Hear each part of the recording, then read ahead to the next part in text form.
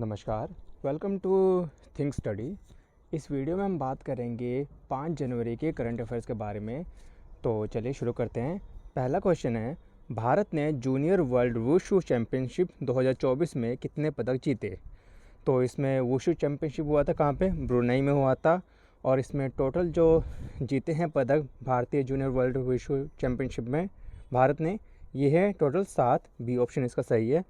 तो ब्रुनेई में हुआ था जैसे बताया आपको, और इसमें टोटल 7 पदक जीते गए हैं। 7 में से 2 स्वर्ण पदक जीते गए हैं, 1 रजत यानी सिल्वर, और 4 जो है ब्रॉन्ज मेडल जीते गए हैं। और इसमें से जो गोल्ड मेडल जीते हैं 2 प्लेयर ने, कौन कौन से? एक है आर्यन, उन्होंने 48 किलोग्राम की श्रेणी में पदक जीता है और उन्होंने चीन के गोंग हुआनरान को हराया है। दूसरा गोल्ड मेडल जीता है वो शौर्य ने जीता था। शौर्य प्लेयर ने 48 किलोग्राम में सेम, और उन्होंने हराया था ईरान की अली रेज़ा जमानी को। और इसमें बाकी अलग अलग इसमें आप देख सकते हैं, इसमें जो रजत पदक जीता है और जो 4 ब्रॉन्ज मेडल जीते गए हैं। चलिए अगला क्वेश्चन देखते हैं। नमस्ते योजना जो हाल ही में समाचार में देखी गई है, किस श्रमिक समूह से संबंधित है? तो कौन से क्लास से संबंधित है? ये हमारे स्वच्छता श्रमिक से संबंधित है नमस्ते योजना। तो इसमें भारत सरकार ने सीवर और सेप्टिक टैंक श्रमिकों को ये समर्थन करने के लिए और सीवर सफाई को यांत्रिक बनाने के लिए, टेक्निकल बनाने के लिए इसको शुरू किया है, और उनको सपोर्ट करने के लिए जो सीवर सेप्टिक टैंक श्रमिकों को। और इस कार्यक्रम का उद्देश्य क्या है? जो खतरनाक मैनुअल सफाई होती है, जो सीवर में जाके उतर के कर्मचारियों को सफाई करनी पड़ती है, उससे उनको मृत्यु हो जाती है, तो उसको रोकने के लिए इस योजना को लाया गया है। थर्ड क्वेश्चन है, 500 मीटर अपर्चर स्फेरिकल टेलीस्कोप यानी फास्ट, इसका शॉर्ट फॉर्म है, को समाचार में अभी हाल ही में देखा गया है। तो ये किस देश में स्थित है आपको बताना है। तो ये जो है देश में, चीन देश में ये स्थित है फास्ट। तो इसका इसलिए न्यूज़ में है ये क्योंकि इसका दूसरा चरण शुरू हुआ है अभी हाल ही में, और ये जो है चीन के गुइझोउ प्रांत में ये स्थित है फास्ट, और दुनिया का सबसे बड़ा रेडियो टेलीस्कोप है, संवेदनशील रेडियो टेलीस्कोप है। और ये जो है इतना बड़ा है कि 30 फुटबॉल मैदान के बराबर है ये। और इसका उद्देश्य क्या है? इसका उद्देश्य है न्यूट्रल हाइड्रोजन का पता लगाना, पल्सर की खोज करना, गुरुत्व तरंगों का पता लगाने में ये भाग लेता है, और बाह्य अंतरिक्ष में बुद्धिमान जीवों की खोज, बुद्धिमान जीव यानी कि एलियन का पता लगाने के लिए। अगला क्वेश्चन है, हाल ही में वर्ल्ड ग्रीन इकोनॉमी फोरम का शुभारंभ कहाँ किया गया है? तो वर्ल्ड ग्रीन इकोनॉमी फोरम का शुभारंभ किया गया है कहाँ पर? दुबई में। ये ऑप्शन इसका सही है।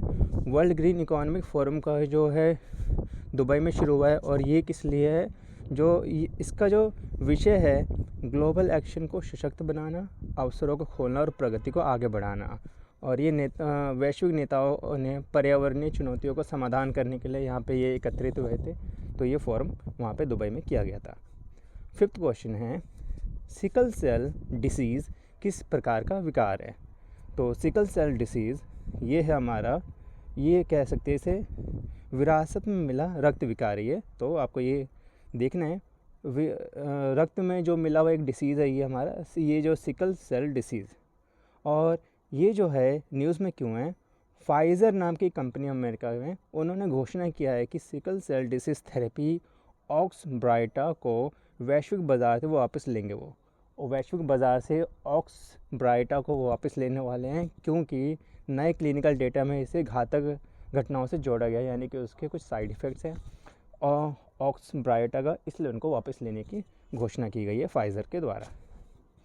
अब देखते हैं अगला क्वेश्चन, हाल ही में अल्पाइन ग्लेशियरों के पिघलने के कारण किन 2 देशों ने अपनी राष्ट्रीय सीमाओं को पुनः निर्धारित किया है? तो बर्फ़ के ग्लेशियर जैसे पिघलते हैं तो पानी का जो लेवल है सरफेस से ऊपर चला जाता है, तो इस वजह से 2 देशों को अपनी पूरे कंट्री के एरिया को उनको फिर से रीडिफाइन करना पड़ा है। कौन कौन से वो देश है? ये है स्विट्ज़रलैंड और इटली। सी ऑप्शन इसका सही है। और 2022 और 23 में स्विट्ज़रलैंड के ग्लेशियर जो है 10% तक वो पिघल गए थे।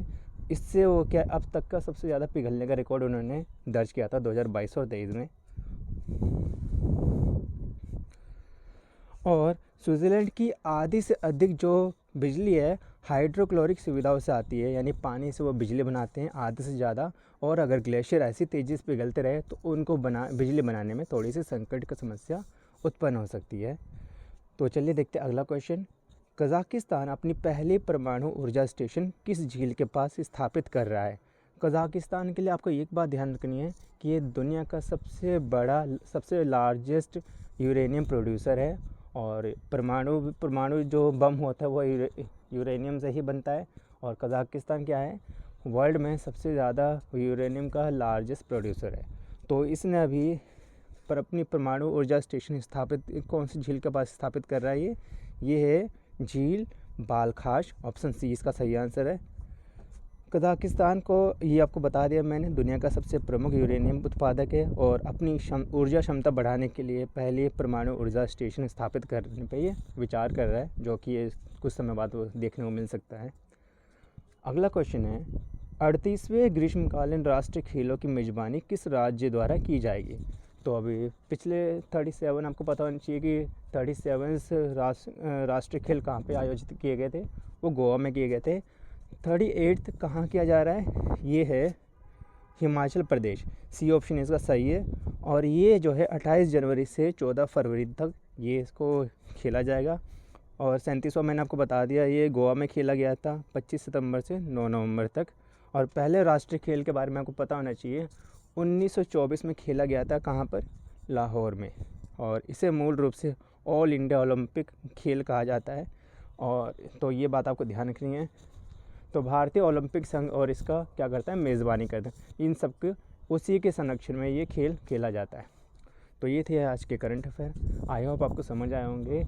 चले मिलते हैं अगले क्लास में, तब तक के लिए धन्यवाद।